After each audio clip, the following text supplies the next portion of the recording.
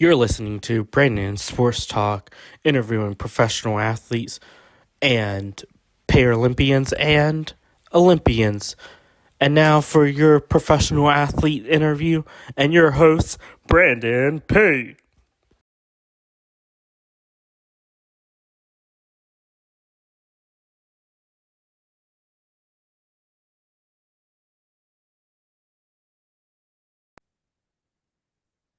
Welcome back to Brain Sports Talk. In today's episode, I have the privilege of interviewing the Canada Olympian cycle and track athlete Adrienne Bonhomme.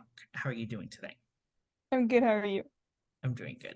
Can you talk about how you knew that you wanted to get started in competing in cycle track? Yeah. I started on the track, it's quite a journey to get there. I started the first time I rode the track was when I was 16. Um, yeah, there's not many velodrome in Canada, and especially not in when I was 16, which was in 2011, I think. Yeah, there was really not that many track. There was one in Bromont, which is like about 3 hours from where I live. Um, yeah, and I was introduced to the track through road racing, so I did quite a bit of road cycling, which and I still do, but um yeah, that's how I got on the track. And then I was introduced to like cycling in general through speed skating. So I did speed skating quite a bit like end of elementary school and beginning of high school. I was doing short track speed skating, and then yeah, kind of slowly transitioned to road cycling and then track near the end of high school, and yeah, never looked back. What was that transition like for you, as you said, getting into speed skating and coming into cycle track? Yeah, like when I was younger, um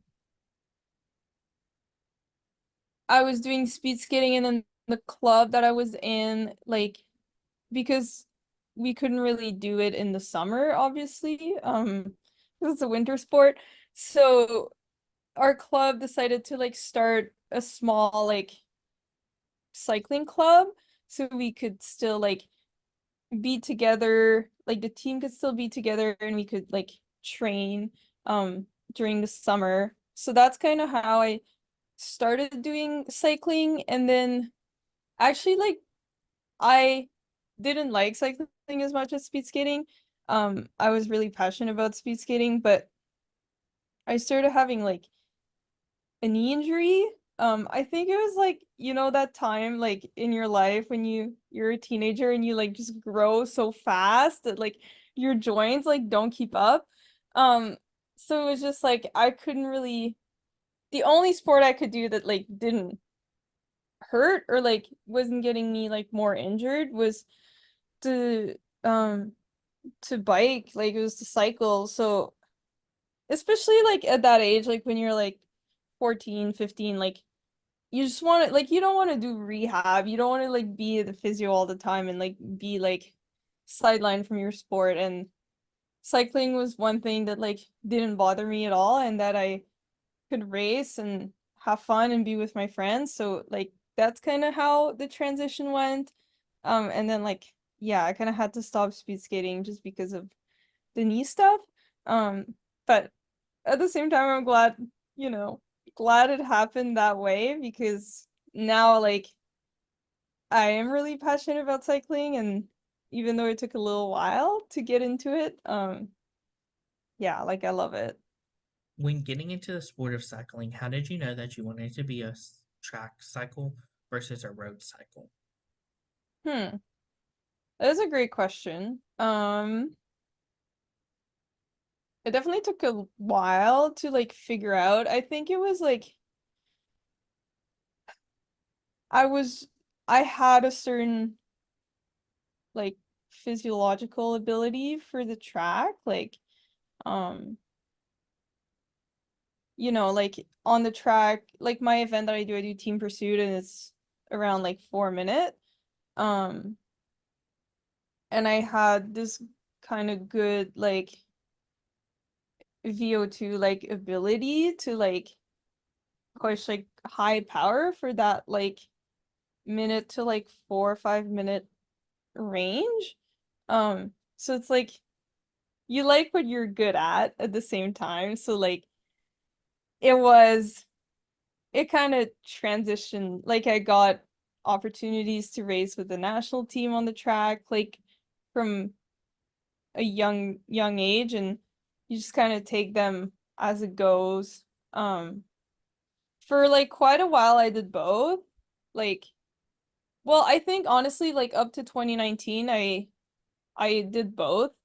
Um, quite like half and half.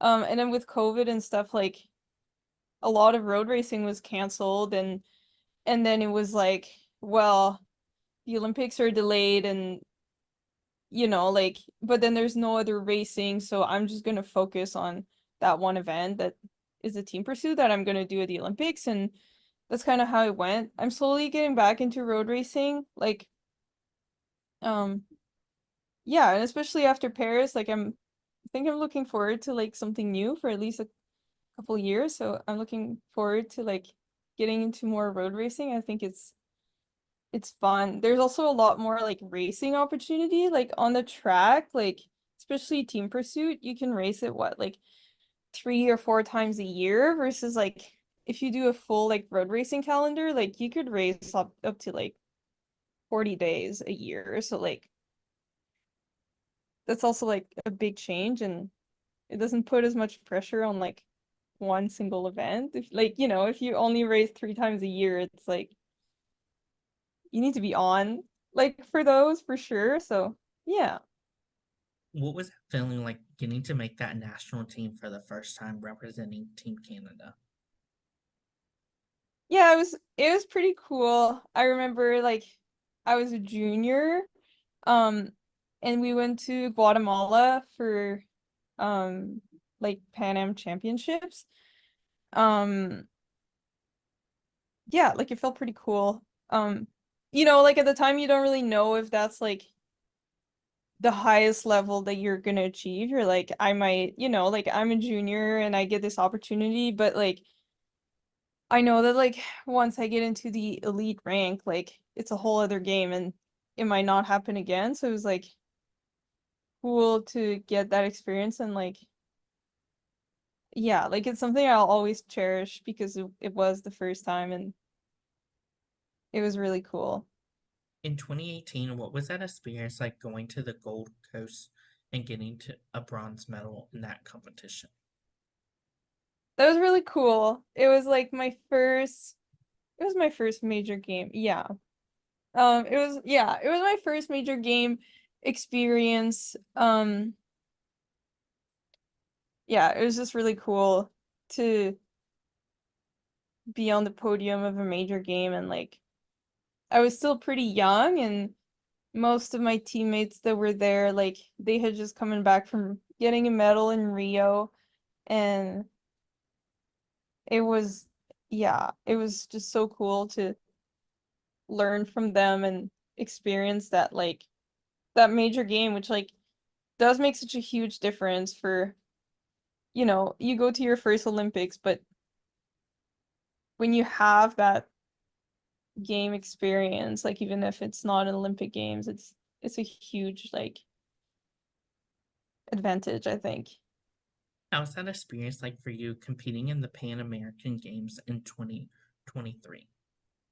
I actually did not. I ended up not going. Um, what happened? I had mono. I had mono and I could not go. Um, yeah, I was pretty sad about that. But yeah. What was that training process like for you preparing to make your Olympic journey and making it to the Olympics to go to Paris? Yeah, that's a good question. It was definitely a journey. It was quite a bit different than like Tokyo for sure. Um, which I think was good. Like in Tokyo, we literally had nothing else to do because the whole world was like shut down and we had no racing. Um, and then yeah, because it was delayed a year, like all like the qualifying for us were done. So we didn't have to worry about that. Um, whereas this year, like we still were qualifying up to mid-April. Um, but I think that was good. Like it was it was super fun to kind of focus on other events other than like just the Olympics for like an entire year. Um, yeah, we got to do a lot more like as a team, I think. Yeah, it was really cool. I got to spend like a bit more time at home than I did before Tokyo, which was good too. And like I think I got more ownership of my like training, which is I really wanted that coming into my second games, like because I had done it once before, like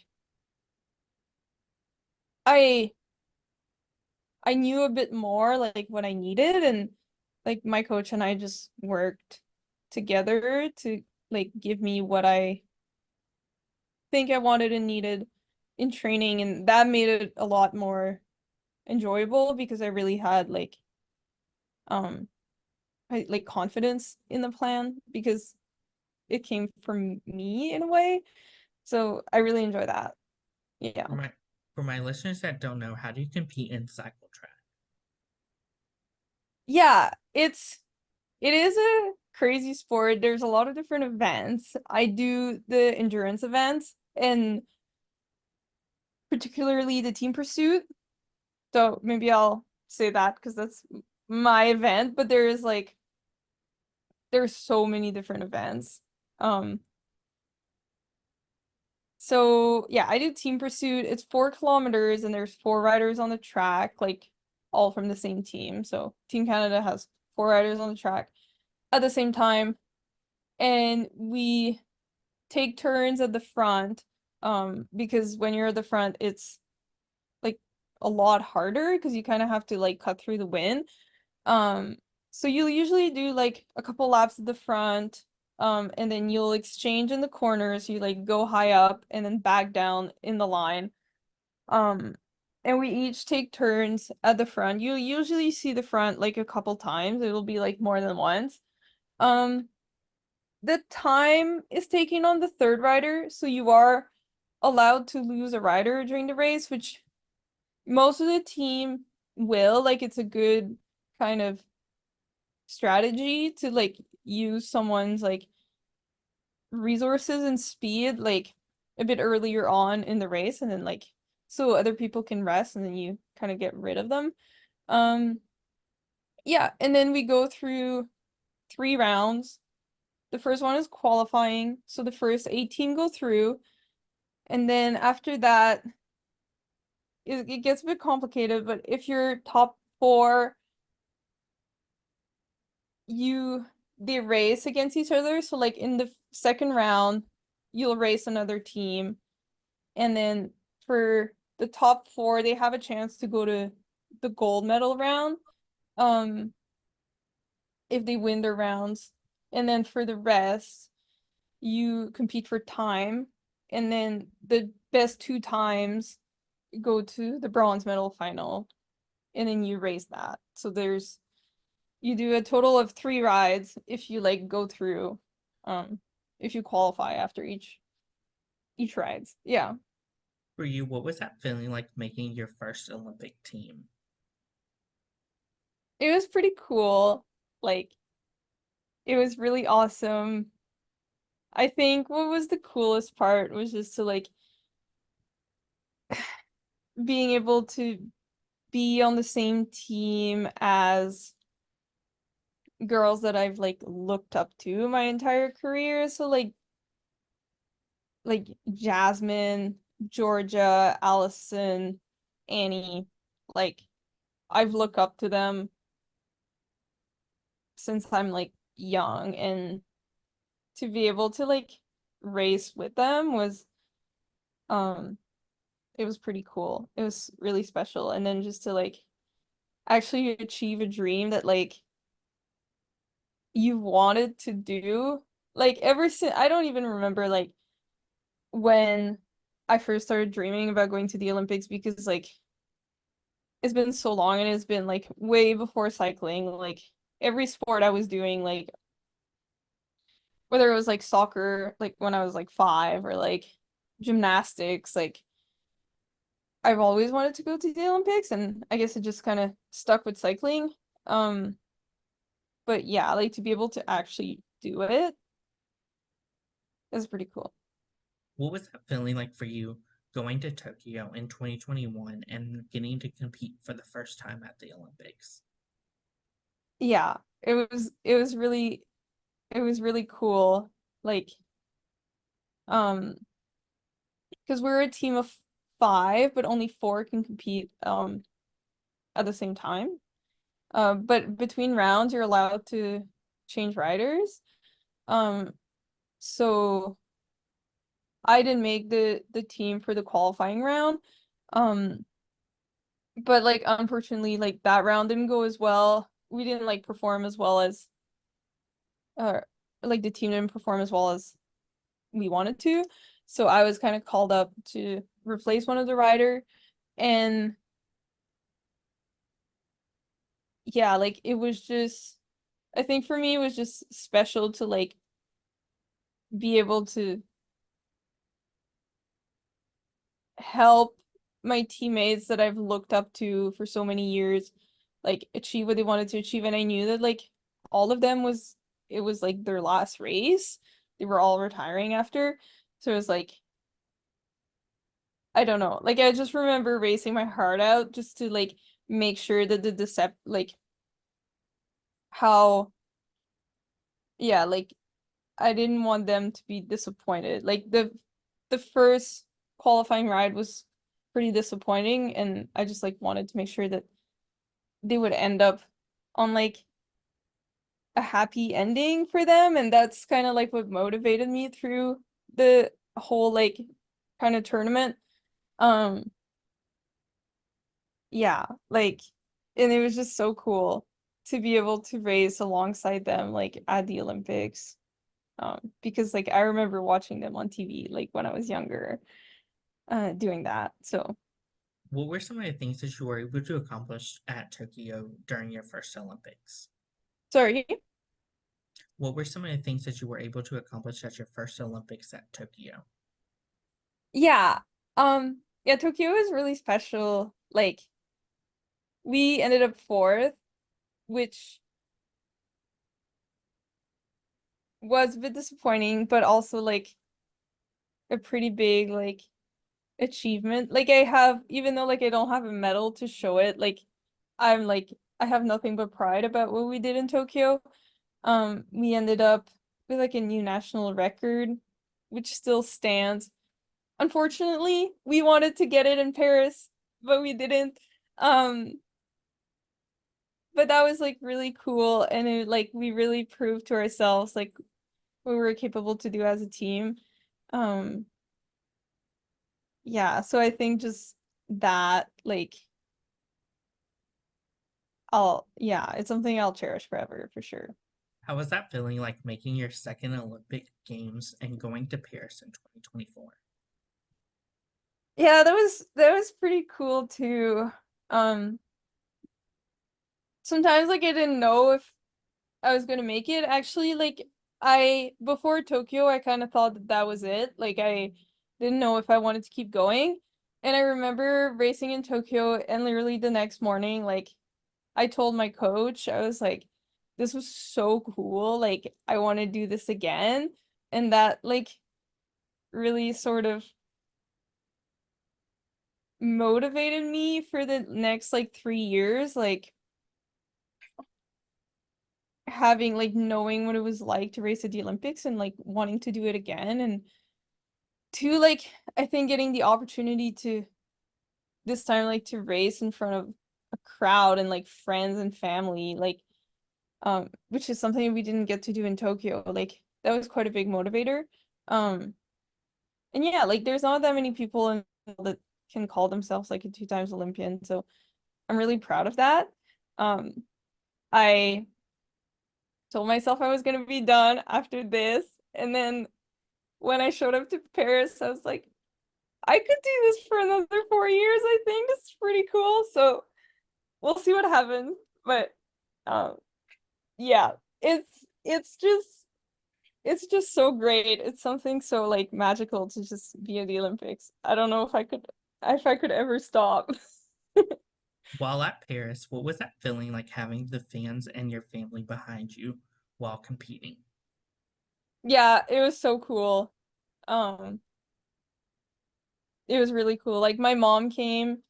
She was the only one from my family that came. My brother and his girlfriend just had a baby like a few weeks before, so obviously could not come. Um, but yeah, my mom was there. And then like just like having like my teammates' families were there and like I know them really well.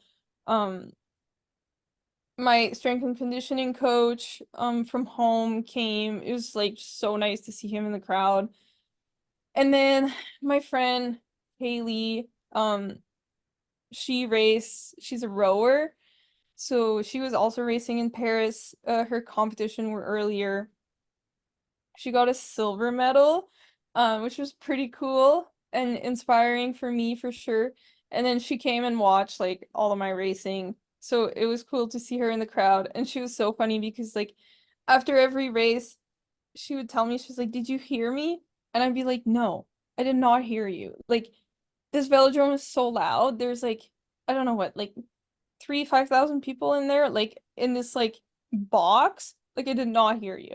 But then she kept like every race, she kept yelling louder and louder. And then the last one, I like actually heard her. And so I thought that was really funny. And then she's like, "Did you hear me now?" And I was like, "Yep, I did." And then but it was like so special to have her there.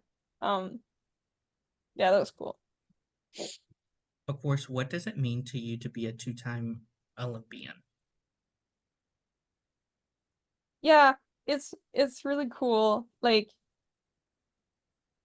it's something that I've dreamed of my whole life, and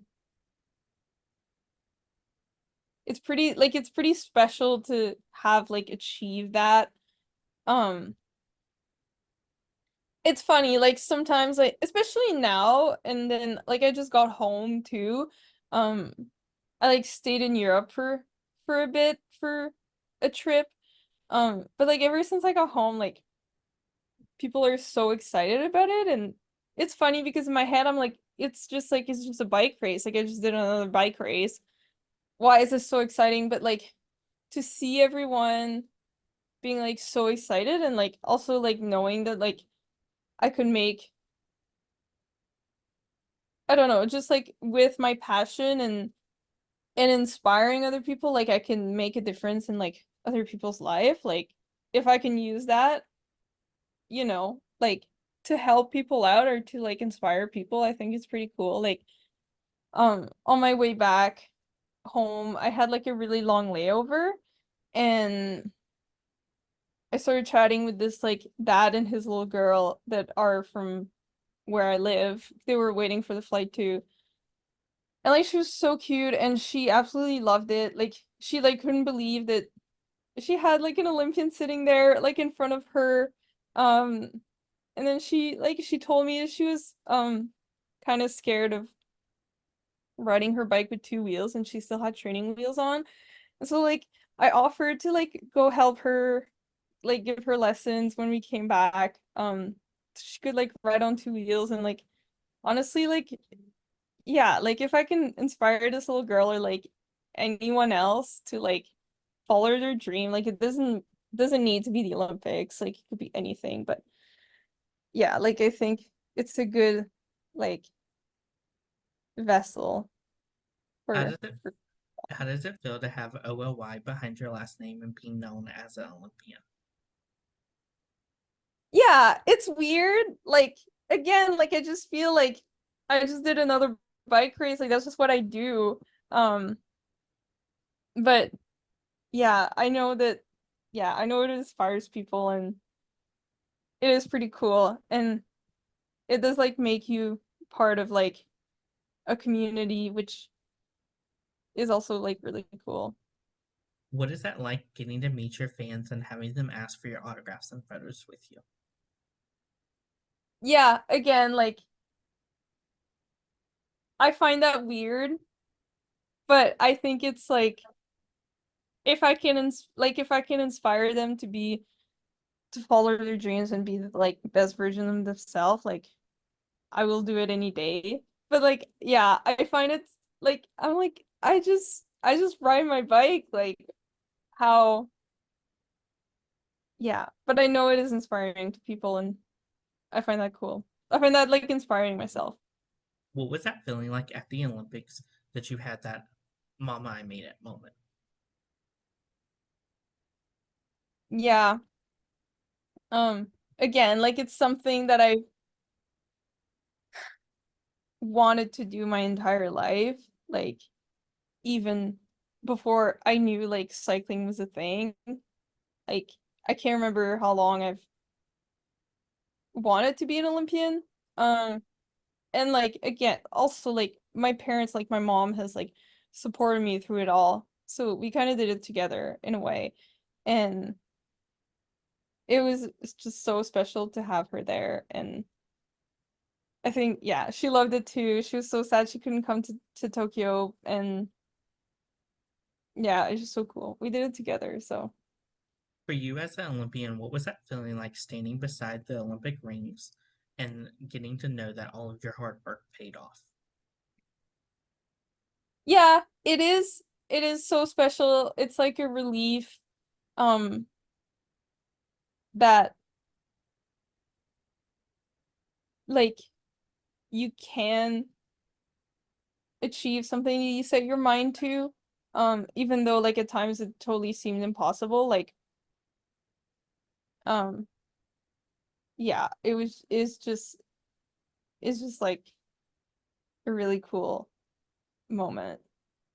While at the Olympics, what was that feeling like putting on your gear and seeing the Olympic rings and the maple leaf flag? Yeah, it's quite special to be part of like that Greater Team Canada team. Like we do so much of racing like as like a Cycling Canada like team, but to get to an Olympics and seeing every like the Greater Team Canada and all kind of wearing the same like obviously we're not wearing the same like uniform when we're competing in our each in our sports, but like yeah, like it's just so special and you really feel like everyone's like behind one another. Um, it does make it like really special. What was it like for you getting to be in the Olympic Village and getting to trade pins with other Olympians from other countries and other sports? Well, that's actually funny because both times um we were not in the Olympic Village. We like I guess velodromes are quite like unique and they don't really they're not really meant to be downtown like big cities like Paris. So we were quite far, well, quite far. Like I think it was probably like an hour away. But we were staying in a hotel um with actually only New Zealand. Only New Zealand was in our hotel as well. But we did get to visit the village after racing was done. Um and that was really cool. We did trade pins as well, which was good. We had like a day to do it. That was really cool. And yeah, visiting the village and everything, like it's so cool what they do. And I wish we got to stay in maybe next time. Um, yeah, I don't know, but that was like, When you were in the village, what was it like getting to see some of the people that you might have looked up to as a young athlete? oh, yeah. It's insane. Like it's so cool. Um, you just like walk and you see people like that I will like I still look up to. Like, you know, yeah, that's just cool. And like everyone's like in it together. It's just a cool experience for sure. What is it like racing alongside some of your teammates like Kelsey Mitchell? Yeah, it's pretty special. Like my teammates, and even though like, like Kelsey, we're like we don't do the same events, like but people are just so inspiring, like on the team, whether like it's like male or female, sprint, endurance, like we people are so strong, determined, resilient, like it just inspires to do better like every day. Um, for sure. And like it inspires you to know that like anything's possible. Like Kelsey's just put so much work into her craft, and it yeah, like on the daily. Like she doesn't just do it once in a while. It's on the daily. She works so hard. It's just inspiring. You're like, she does this and she's able to achieve what she's achieved. Like, it does happen. It is real. Like, um, yeah, and just yeah, we have such a great group right now that is like so inspiring. Like the guys too, like Dylan Bibick and um like just the men's team pursuit in general, like they work so hard too. And yeah, it's pretty cool. Who are some of the influential people in your career that have shaped you into the cycling athlete that you are today? Oh, that's a great question. Um, there are quite a bit of people. I think like I was really inspired by um the London 2012 um team pursuit team. Um like Tara Wynn, Jillian Carlton, and Jasmine during like I remember watching them on TV and being like, that is what I want to do. And all these like three athletes, they've helped me in one way or another, like my entire career. Um, like I remember when I was a junior, like Jillian helped me quite a bit and just inspired me, like, um, which was incredible. And then Tara, when we actually were teammate on a road team for quite a bit, and even though she switched to the road, like she did the time trial and the road race in Rio. But like having her on my road team was like pretty special, and she's definitely helped me a lot with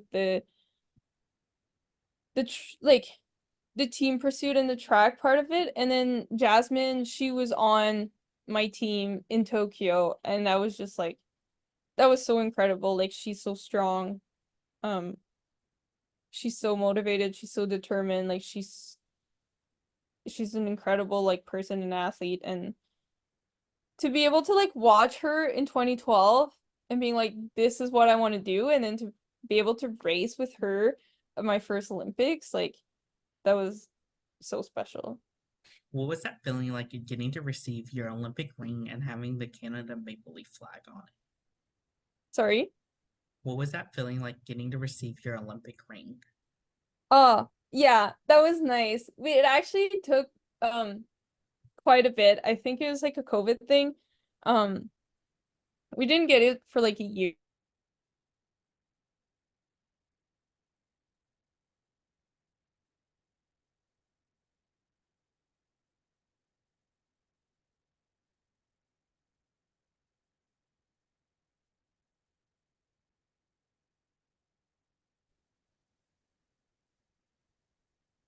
Of course, what would you tell your younger self now, looking back on your career, that you are a two-time Olympian?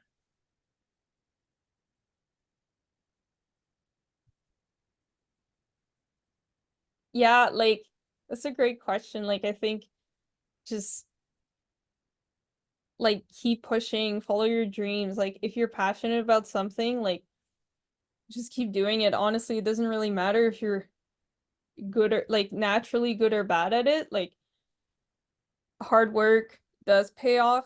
Like I don't think I was the most like talented cyclist when I was young, but I was like quite passionate about it and I just kept pushing. Um I just kept doing it because I loved it.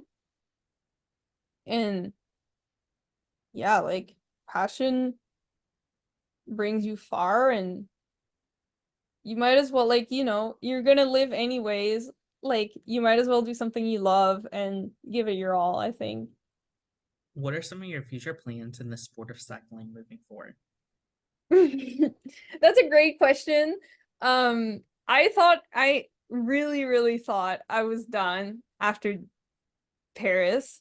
And then actually I was bike packing in Europe after the games. I rode with Kaylee, my friend, the rower.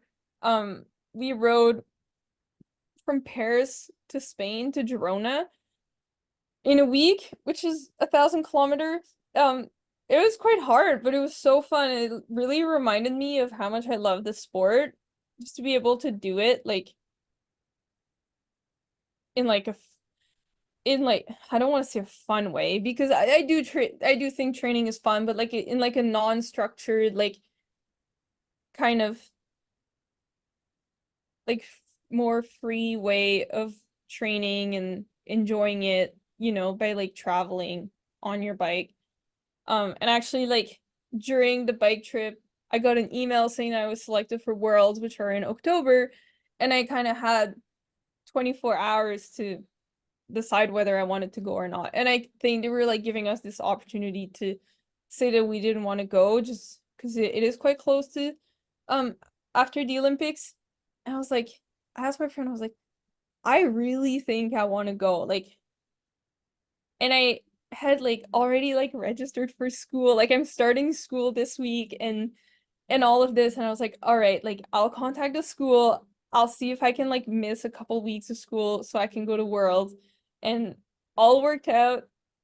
It's all good. So I'm going to World in October, which I'm so excited about. Um, and then we'll see. I know that I'm not done with racing. If I'm gonna do it for another 4 years and go to LA, I don't really know yet. I think I'll take it year by year, and like as long as the passion is there, I don't know why I would stop. What advice would you give those first time Olympians looking to experience the Olympics? Yeah, like I think like just enjoy it. It is so unique. Um, I don't want to say like to not take yourself too seriously because it is the Olympics and it is huge and we all want results, but it's like I think enjoy the journey and don't only focus on like that one race. Like anything can happen. Um, and you need to be proud of you really need to be proud of the journey. Like for me, actually in Paris, like I was feeling so good. Like training was going great. And it was the day before racing and about like 3 p.m. I was like, wow, like it is hot in Paris. It is hot. Like I was like, wow, like I'm feeling cold. Like I'm not feeling like I was like feeling clammy and I wasn't feeling so well. And I was like, all right, like I'm gonna go have a shower. Like this is like 24 hours before the race. It's like I'm gonna go have a shower. Like I'm not feeling really well. Um, and turns out like I was starting a fever and I had food poisoning. Um, and there had been a couple cases on our team before and they figured out what it was.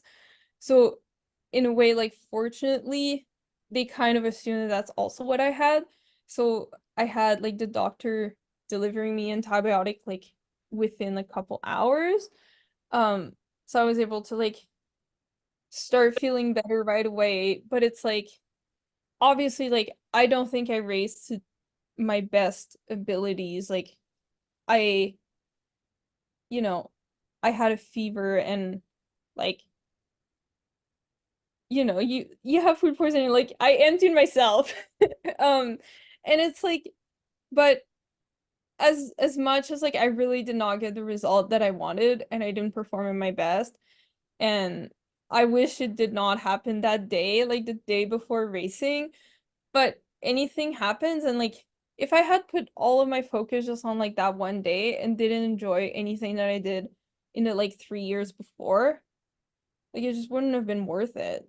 Like anything can happen. And I look back on it, and even though that like I really wanted a podium in Paris and it did not happen, like I can look back and like I enjoyed the journey. I enjoy how I'm proud of how I handled things, getting sick the day before my race, and like yeah, that's all.